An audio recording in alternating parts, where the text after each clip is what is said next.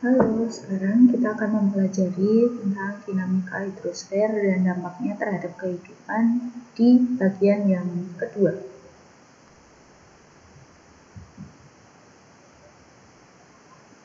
Di bagian kedua ini kita akan membahas tentang laut atau perairan laut.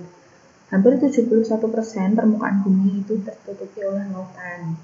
Dan di negara Indonesia sendiri merupakan negara kepulauan yang sangat luas dan sebagian besar wilayahnya itu tertutupi oleh laut. Yang akan kita pelajari pertama adalah klasifikasi laut. Yang pertama, klasifikasi berdasarkan kedalamannya. Jika kita lihat gambar, ada 4 zona. Yang pertama zona litoral, kedua neritrik, ketiga zona batial, dan keempat adalah zona abisara. Kita akan perhatikan satu persatu. Yang pertama adalah zona litoral. Zona litoral itu adalah wilayah pantai atau pesisir yang dekat dengan daratan. Nah, pada wilayah ini terjadi pasang surut air laut. Kemudian di zona litoral itu terdapat binatang-binatang yang cenderung identik tinggalnya di daerah sekitar pantai, seperti misalkan kerang. Kemudian bisa dilihat di video ada beberapa kepiting, kemudian juga ada bintang laut. Dan zona litoral ini punya kedalaman sekitar 0 sampai 50 meter ke dalam laut.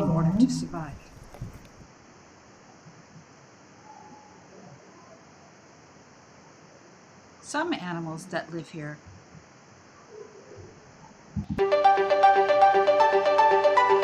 Setelah di zona litoral ada yang namanya zona neritrik atau ini termasuk wilayah perairan dangkal yang dekat dengan zona litoral tadi. Di wilayah neritrik ini termasuk zona di mana laut ini masih menerima pancaran sinar matahari. Di zona ini terdapat banyak spesies ikan, kemudian terumbu karang juga hidup di zona neritrik. Zona neritrik sendiri punya kedalaman sekitar 40 sampai 200 meter.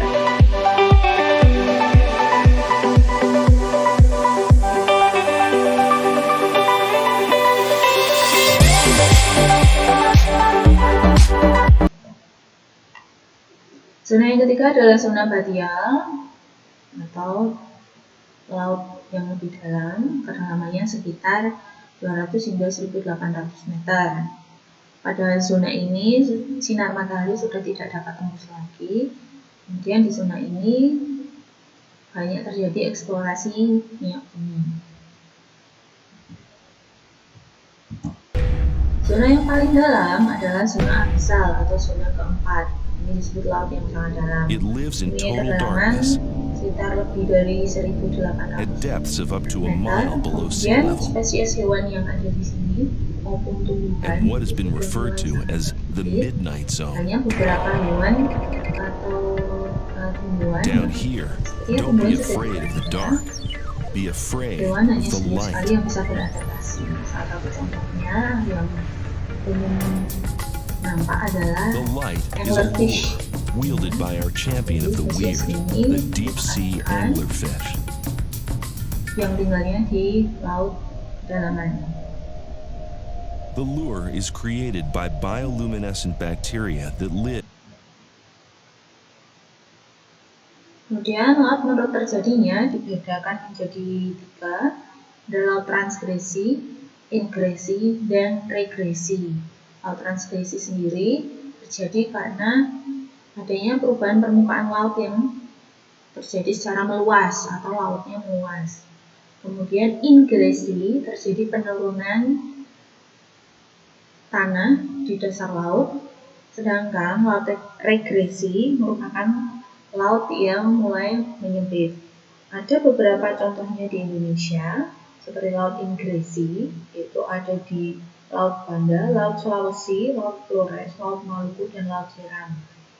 Sedangkan transgresi ada di Laut Jawa, Arafuru, Selat Sunda, dan Selat Bali.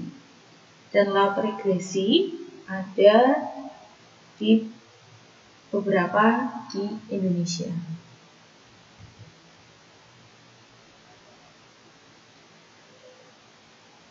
Selanjutnya, kita akan belajar mengenai arus laut. Apa yang dinamakan arus laut? Arus laut sendiri adalah gerakan massa air laut dari satu tempat ke tempat lain. Ya. Kemudian diperhatikan ada peta arus laut dunia. Di sini adalah arus hangat dan arus dingin. Untuk yang arus hangat itu ditandai dengan tanda panah yang merah. Kemudian yang arus dingin itu ditandai dengan tanda panah yang biru.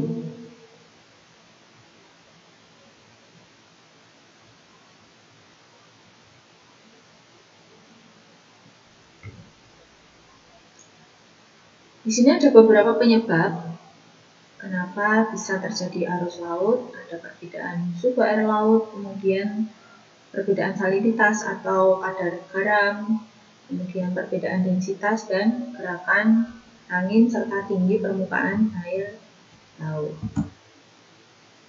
Nah, kita akan perhatikan bagaimana arus laut itu bisa bergerak dan kemudian arus laut itu ternyata mempunyai beberapa manfaat. Misalkan ketika terjadi pertemuan arus laut dingin dan arus laut yang panas, itu akan tumbuh banyak plankton karena tempat tumbuhnya plankton itu terjadi di arus laut yang hangat, sehingga di sana nanti akan terdapat banyak ikan. Ikan ini nanti punya keuntungan sendiri yang jelas untuk nelayan. Nah, ini panah yang biru ini adalah pergerakan dari arus dingin. Arus dingin ini maupun nanti arus hangat seperti yang ditandai dengan garis merah ini bergerak di samudra yang ada di seluruh samudra yang ada di dunia. Nah, ini adalah beberapa nama dari arus. Ada arus panas dan arus dingin. Masing-masing berbeda letak, itu mempunyai namanya sendiri-sendiri. Nah, seperti aku bilang tadi, pertemuan arus panas dan arus dingin, arus panas itu Kuroshio dan arus dinginnya adalah Oyashio, itu menguntungkan nelayan Jepang karena di situ terdapat banyak ikan dan tumbuhnya plankton itu mudah. Selanjutnya, kita akan belajar mengenai Welcome to a highlight tour of new underwater atau terrain relief published laut. in Google Earth. These Bisa areas kita can now be perhatikan, explored ternyata like dengan never Google before Earth, with the ini publication of bisa the Columbia melihat Underwater Terrain Synthesis, morfologi covering an area kedalaman larger than di North America air and laut. half of all of the ocean area that has ever been mapped. Let's begin our tour by visiting the Lamont Seamounts.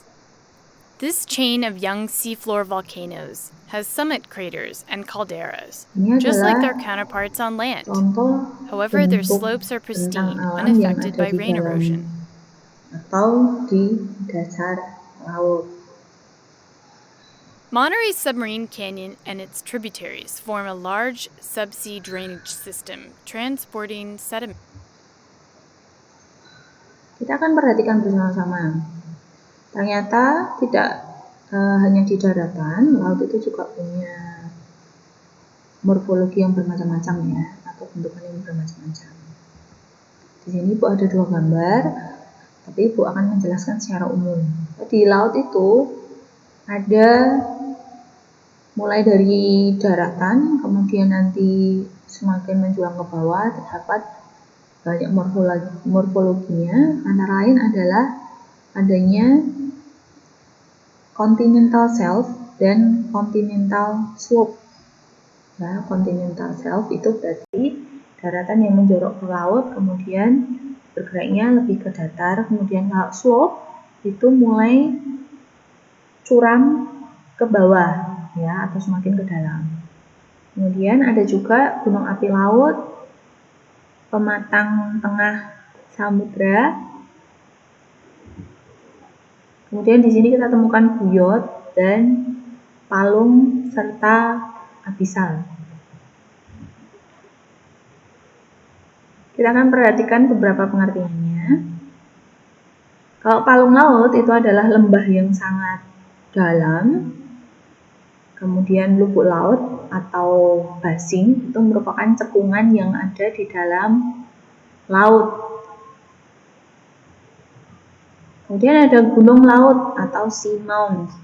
Nah, gunung laut ini dasarnya berada di bawah permukaan laut, kemudian puncaknya itu bisa muncul di atas permukaan laut.